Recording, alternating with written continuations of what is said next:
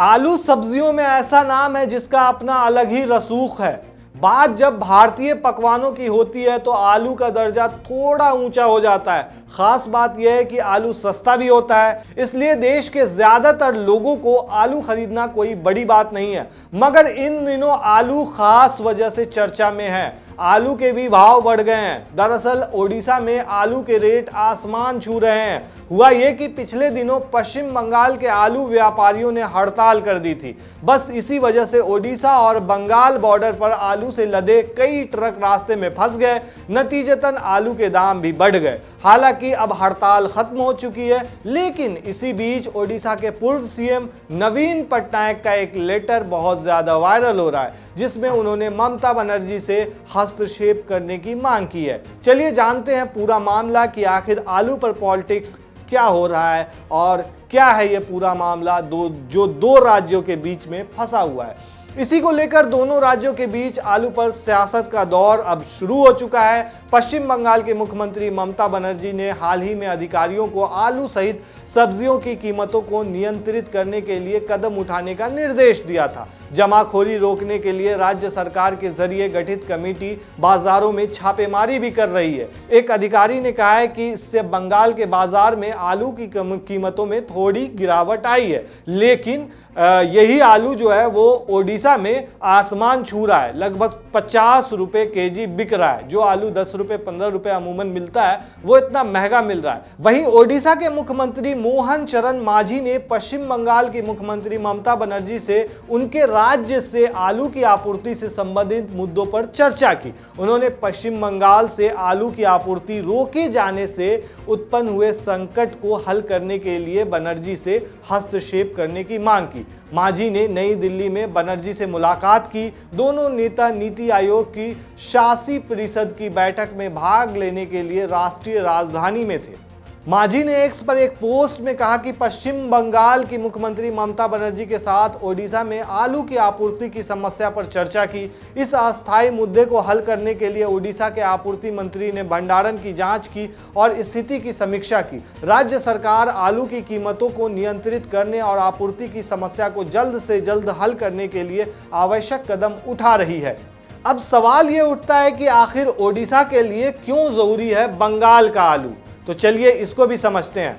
दरअसल Indian express की report के मुताबिक पश्चिम बंगाल देश के सबसे बड़े आलू उत्पादकों में से एक है, जहां 2021-22 में देश के कुल हिस्से का लगभग 24% उत्पादन हुआ, जबकि उत्तर प्रदेश में ये जो है लगभग 30% जो है पूरे देश का आलू उत्पादन पहले नंबर पर है। ओडिशा आलू की अपनी जरूरतों के लिए काफी हद तक पश्चिम बंगाल पर ही निर्भर है। ओडिशा में भी आलू की खपत बड़ी तादाद में होती है। बताया जाता है कि राज्य को हर साल 13 लाख मीट्रिक टन से ज्यादा आलू की जरूरत होती है, लेकिन यहाँ 3 लाख मीट्रिक टन से भी कम आलू का उत्पादन होता है। कीमतों को कम करने के लिए पश्चिम बंगाल सरकार 23 जुलाई से अन्य राज्यों को आलू की आपूर्ति सीमित कर रही है। इसी बीच कम आपूर्ति की वजह से ओडिशा में आलू की कीमतें एकदम से बढ़ गई, जबकि राज्य सरकार ने आलू की कीमतें 32 रुपए प्रति किलोग्राम पर सीमित करने के आदेश जारी किए हैं।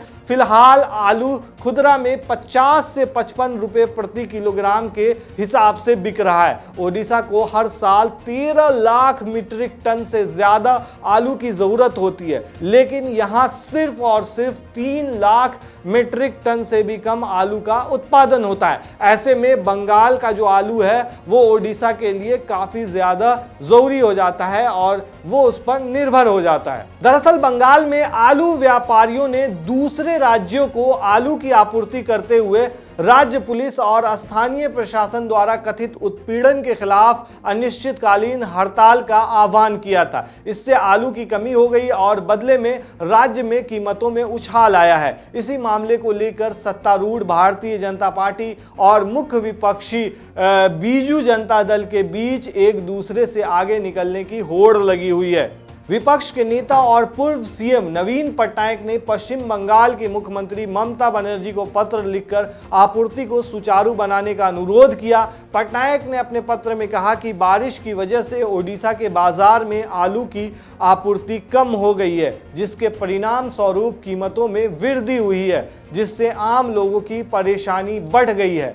अब सवाल ये उठता है कि ओडिशा के पास क्या ऑप्शन है इसके अलावा। दरअसल खाद्य आपूर्ति एवं उपभोक्ता कल्याण मंत्री ने कहा है कि अगर आपूर्ति जल्द ही सुचारू नहीं हुई तो राज्य सरकार अपनी मांग को पूरा करने के लिए उत्तर प्रदेश का रुख करेगी। अप्रैल 2015 में ओडिशा सरकार ने राज्य में आलू की खेती को बढ़ाने के लिए आलू मिशन की शुरुआत की थी।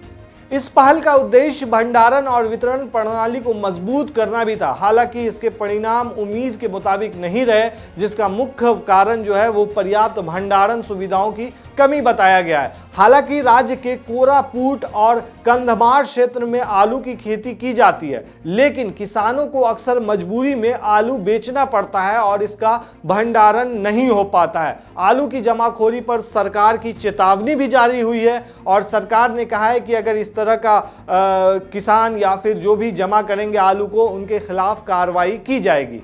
वहीं खाद्य आपूर्ति और उपभोक्ता कल्याण मंत्री कृष्ण चंद्र पात्रा ने कहा है कि इस मामले पर कहा है कि राज्य सरकार अब उत्तर प्रदेश से आलू खरीदने पर विचार कर रही है। उन्होंने दावा किया कि ओडिशा में 7-8 दिनों के लिए आलू का पर्याप्त स्टॉक है। डीलर अभी 26 रुपये प्रति किलो आलू खरीद रहे हैं, इसलिए लोगों को ये 35 रुपये किलो मिलना चाहिए। पश्चिम बंगाल के आलू कारोबारियों ने भी हड़ताल खत्म कर दी है, तो हो सकता है कि इस मामले का निपटारा किया जा सके और जो आलू पे जो पॉलिटिक्स चल रही है वो खत्म की जा सके।